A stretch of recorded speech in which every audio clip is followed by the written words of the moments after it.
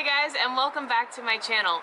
I am 26 months post VSG, vertical sleeve gastrectomy weight loss surgery, which I had on October 20th, 2016 in Morristown, New Jersey at Morristown Medical Center. My high weight starting weight day of surgery was 265. I am 5'8". Last month I came to you at 182.3. This month I come to you at 181.6. So that is a 0.7 pound loss for the month and 83.4 pounds down since surgery. It is the end of 2018. I'm more than 2 years out, which is kind of crazy. If you've been following along, or if you're new here, hi, welcome. I reached my goal of 100 pounds down this time last year. December 20th of 2017, I was 100 pounds down, which means that now I'm, 16 and a half pounds up from my lowest weight. And honestly, if you've been watching, throughout 2018, I basically stayed in the 180s all year. So I hit 165 December 20th of last year, and I honestly only saw that number for one day. And January, February, March-ish, I think I was in the 170s again, and then maybe from like April on, I was in the 180s. So I guess I effectively and successfully maintained all year. However, I maintained in a range that was higher than what I thought it would be, right? So I maintained between like 180 and 189. I did see as high as 189 throughout the last several months. And just up and down, up and down. This year I trained for my triathlon, so during that extensive training period I was exercising so much that I decided to stop tracking my food, which previously I had tracked consistently every single meal. So during my triathlon training I stopped tracking my food, but that was actually really good for me because I learned to listen to my body. I learned what actual hunger feels like. I learned what cravings really feel like. And I learned when my body needs salt, and I learned that when I eat carby foods, I crave more carby foods. So, you know, there's a really strong lesson that I learned there, because during my triathlon training I told myself if I was truly hungry, I would eat. And if I wasn't, I wouldn't. And some days I was very hungry, and some days I wasn't. And I was really happy to follow that. So I guess that's intuitive eating, but I didn't realize that that's what I was setting out to do. I would like to get back into the 170s. I've been working on that. As you can tell, I'm in New Orleans right now. I've been working remotely for the last couple of weeks. My job is still in New Jersey. I did get a promotion last month. I am now the manager of the group that I was in previously, which is nice. So work has been pretty stressful, but it's been nice that I've been able to work remotely from New Orleans and see friends and family during the holidays. I just wanted to touch briefly on how far I've come though, because it could be easy, it's tempting to want to dwell in the thought of I've gained 16 pounds. I was thinner. I look back at my time hop, I look back year over year. All of my pictures last year I was about the same weight. I look the same.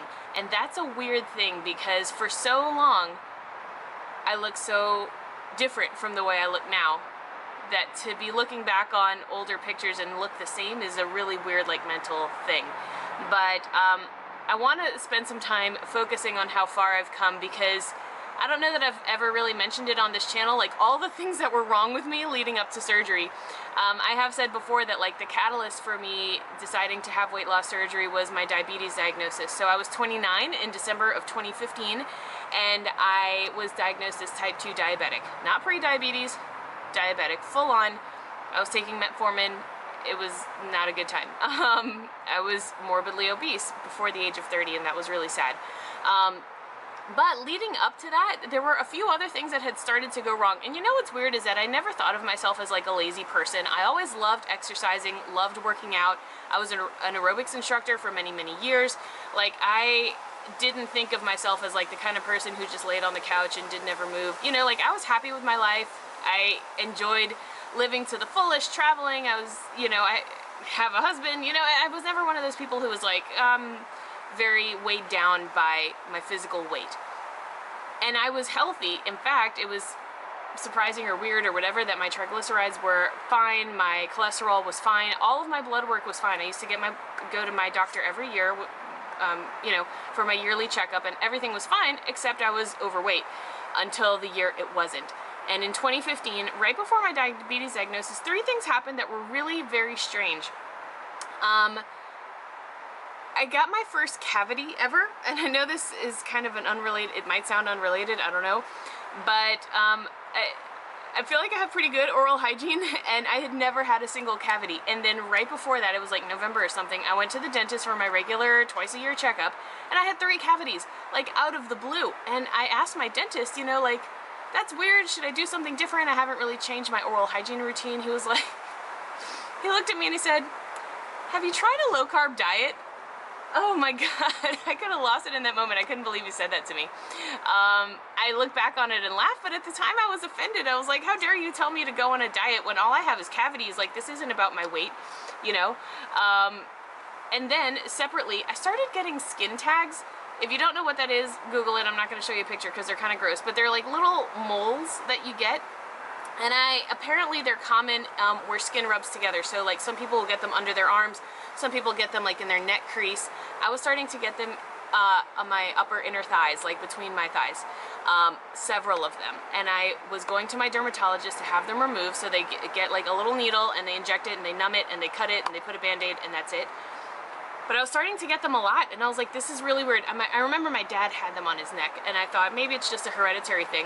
Until one day I asked the dermatologist, I was like, what's causing this? Or is there anything I can do differently to, you know, they didn't bother me, but sometimes because I would like rub on my pants, they would get like really irritated. And she said, you know, it's just a common thing that we see with obesity. And I was like mortified that she said that to me. I don't know, like I didn't walk around the world thinking of myself as like a fat person, you know, even though I obviously was. And for her to say that to me was really shocking. And then the third thing, now this is weird because I was 29, but I started suffering urinary incontinence, you guys. And I've never really talked about this on this channel because it's really very embarrassing. But I would feel like I had to pee, and like 2 seconds later I had to go. Like if I didn't make it to the bathroom within 2 seconds, it was a problem. So I was constantly going to the bathroom and then going to the bathroom and going to the bathroom even if I had just gone. And it was really a horrible part of my life. And my husband and I love to travel. I remember we had just gone to China, I think the year before. And it felt like it was a tour of the bathrooms. Like every time we saw one, we had to stop just so I could pee. And like, because I was just so afraid of having an accident.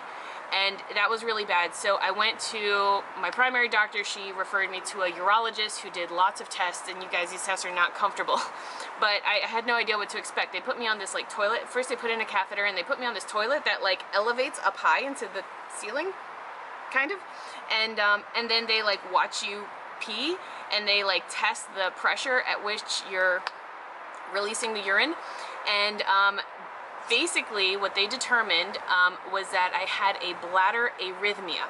So apparently your bladder has a certain rhythm, and because of my obesity, my bladder rhythm was out of sync. So it was sending signals that I had to go even when my bladder wasn't full. And that was crazy. So they gave me medication for that, which made me not have to pee like ever, despite how much water I had to drink that day. But it also made me like very dry of mouth, like uncomfortable. My contact lenses, like it just dried me up completely, you know what I mean? Like my contact lenses were uncomfortable. So I didn't like taking that medicine because it was bad news. They also sent me to a physical therapist who was supposed to help me strengthen my pelvic floor muscles. You know how they measure that? They put this like probe inside of you, and then you make your pelvic contractions, and they measure the force with which you're able to contract your pelvis, and you're supposed to strengthen it. But like none of this is comfortable or fun, especially when you're like under the age of 30. Like you should not be living like that. And so as much as I say like, oh, my knees didn't hurt, I didn't have blah blah blah, like a lot of the common things like sleep apnea, none of the like common things that people often talk about with obesity, I didn't have those, but I did have these other weird things, and they all happened in 2015. Like all of a sudden, and then I got that diabetes diagnosis. So it was like the fourth thing within a couple of months, like bam, bam, bam, bam, all of these things are happening because you're morbidly obese. And that is why I decided, you know what, today, like, let's figure out how to proceed with this surgery. I need to fix my health, and I need to fix it right away.